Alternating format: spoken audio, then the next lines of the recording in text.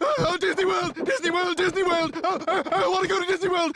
Disney World! Disney World! Welcome to WatchMojo, and today we're taking a look back at the untold stories behind Disneyland's canceled attractions. Disney's America. Shrouded in secrecy, the project is to be located southeast of the nation's capital in Northern Virginia. For this video, we're looking at the planned Disney theme park rides, lands, and entire parks that, for one reason or another, never became a reality. Over the decades, there have been dozens of unrealized Disney attractions. Let us know which concepts we didn't mention that you most wanted to see realized in the comments below. 1967 saw the opening of the now classic Disneyland dark water ride Pirates of the Caribbean.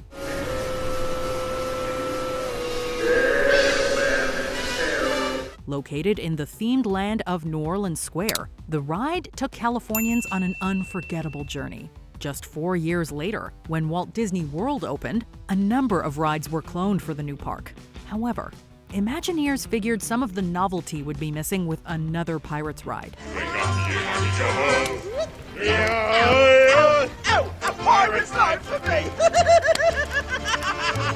As they felt Floridians consumed enough of those sorts of stories. Instead, they planned to use the same basic mechanics and switch up the theme to something more foreign to them, the Old West. Thus, the idea for the Western River Expedition was born. The ride would have featured grand vistas, caverns, singing cacti, a western town, a fake night sky, cowboys, robbers, and a grand finale rushing down a waterfall. It was all set to be one of the costliest and most complicated rides built to that point. However, it turns out that folks were more than willing to have a Pirates ride and were growing impatient. They got their wish in 1973 at the expense of WRE. A pirate's life for me! We pillage and plunder, we rifle and loot, break up the arties, That wasn't the last time that a great idea for a Western ride would fail to materialize. The 1990s were dubbed the Disney Decade, with new parks under construction and huge improvements to existing ones planned. At the Walt Disney World Resort, enjoy the most unbelievable vacation on Earth. One of these projects was set to be Geyser Mountain, a ride that would drop folks down a mine shaft and shoot them back up as if propelled by an exploding geyser. Construction was meant to accomplish two things. First, it would revitalize the aging Frontierland. Second, it would help keep Disneyland relevant when the resort's second park, California Adventure, opened. Get a sneak peek at Disney's newest theme park. Disney's California Adventure. Right next to Disneyland in California. Right next door to Disneyland. However, when the DCA debuted and vastly underperformed, keeping up with it was the least of Disney's concerns, and Geyser Mountain was axed. But at least California Adventure had a coaster when it opened. The same couldn't be said for Epcot.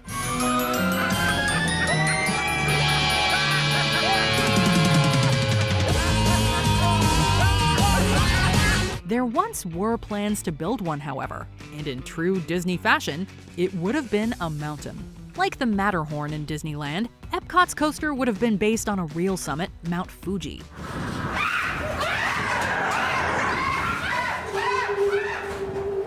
Plans were in motion for the construction of Fuji, with a bullet train-themed coaster to be housed in the Japan Pavilion.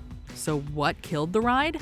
It seems like it was camera company politics. At the time, Kodak was a big-time sponsor at Disney. Pick up a Kodak Gold Value Pack today.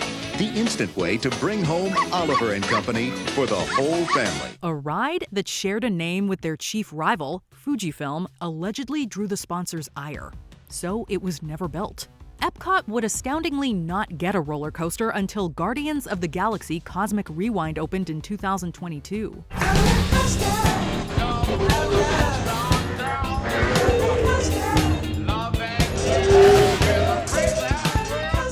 Luckily, the idea for a mountain ride would get a second life with Expedition Everest in Animal Kingdom. When Everest arrived, however, Animal Kingdom was somewhat different than had been originally imagined. Introducing the most adventurous Walt Disney World theme park ever. Disney's Animal Kingdom. The imagination of Disney gone wild. At first, the park was meant to include a section dedicated to animals from our imaginations. It would have been called Beastly Kingdom and featured things like an interactive maze called Quest for the Unicorn and a Fantasia ride.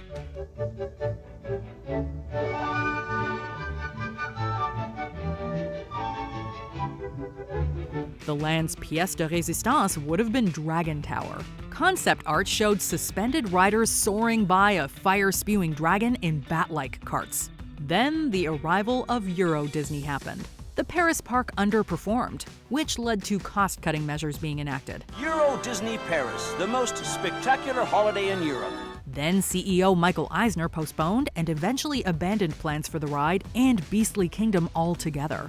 The coaster would come to be in a way, just not at Disney. Some Imagineers eventually took their concepts across town to Universal's Islands of Adventure.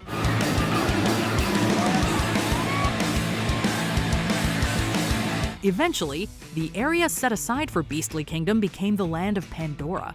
Walk under floating mountains and navigate a mystical river. Similarly, the area that became Galaxy's Edge in the original Disneyland was once earmarked for a much different and more original land, known as Discovery Bay.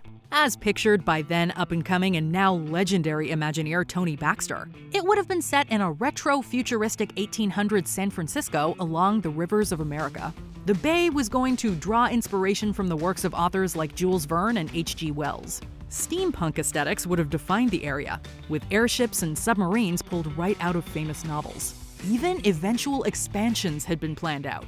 Ultimately, the land never quite came together. It was likely a victim of its own ambition. The fact that the movie it was partially inspired by, The Island at the Top of the World, largely flopped, did not help. By Jove, there are whales everywhere! All kinds of whales! And all moving in the same direction!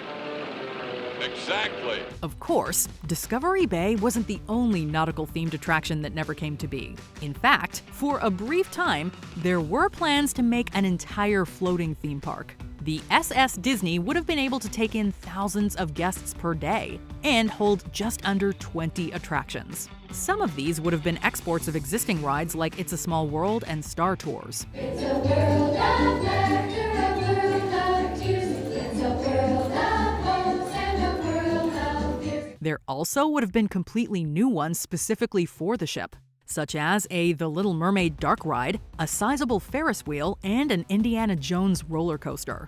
You looked into my eyes. Your path now. A model revealed a glass-encased hub that would stretch across the ship's central area. The park would travel the world, staying in each port for a few months before relocating, stopping everywhere, including in continents that didn't have their own Disneyland. Tragically, the untimely death of Frank Wells, Disney president and major supporter of the project, along with budgetary concerns, sank the plans. There it is. Isn't it fantastic? Yeah, sure, it's great. Now let's get out of here. Meanwhile, plans for the Disney decade also included expanding the Disneyland Resort in California into a multi-park, multi-hotel experience. And with so much to see and do, you'll find more ways and want more days to experience as much of the magic as you possibly can.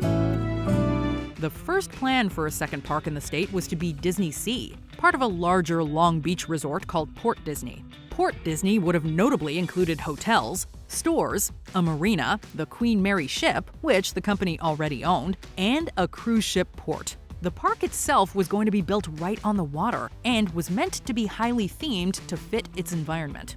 One highlight would have been a futuristic aquarium. Lands would have included areas based on Atlantis, characters from the Odyssey and other stories, a throwback to Long Beach's historic The Pike Amusement Park, and more. I'm so excited.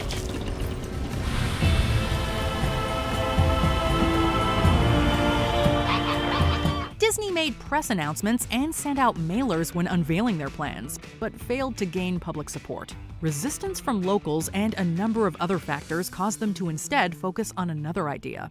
This plan would have essentially seen a copy of Epcot, nicknamed Westcott, built on the old Disneyland parking lot in Anaheim. This was canceled in 1995.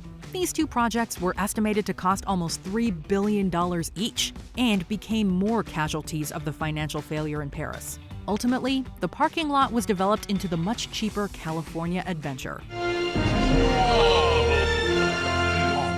Man, this is fantastic! There's one more piece of the Disney decade that we've neglected to mention: Disney's America. So you'll come here, you'll be able to have rides, shows, interactive experiences that are both about the history of America, they're about America today, and they're also going to give you a sense of America in the future. The project wouldn't be another park in an already occupied area, but an entirely new one with a rather unique theme.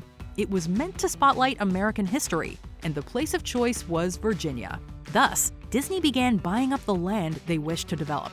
Plans were conceived, and lands based on different time periods and settings of Americana were devised. A new Hall of Presidents will be located here, with its audio animatronics presentation of all our chief executives and the story of the building of the nation. There would have even been a roller coaster named Industrial Revolution. The company announced their intentions in 1993, and despite getting some support in the beginning, they faced an uphill battle.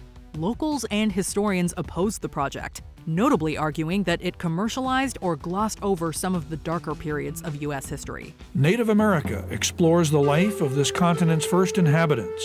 The Powhatan tribe lived in this area of Virginia, and Native America will have an authentically restored village representing that and other eastern tribes. These complaints, along with concerns about the park being built miles away from the historic site of Manassas, caused Disney to give relocation a shot.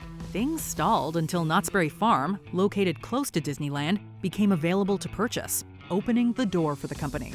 But the owners didn't want to do business with them, and Disney's America died its final death. State Fair celebrates small-town America during the Depression era, with its throwback to a wooden roller coaster and Ferris wheel, and a ballpark show involving heroes from an earlier era. These projects and so many others were never realized, yet much of their DNA can be felt in Disney parks today. The Western River Expedition inspired the popular coaster Big Thunder Mountain.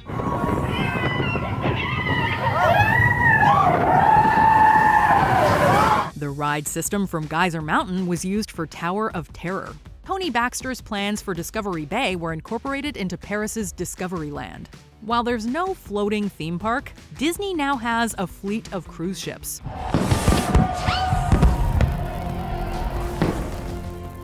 Even some planned rides from Disney's America were tweaked and made their way into California Adventure. And finally, in 2001, Tokyo Disney Resort opened at Tokyo Disney Sea. Drawing a number of inspirations from the original planned park, it is considered by many to be among the best attractions in the world. Did you enjoy this video? Check out these other clips from WatchMojo, and be sure to subscribe and ring the bell to be notified about our latest videos.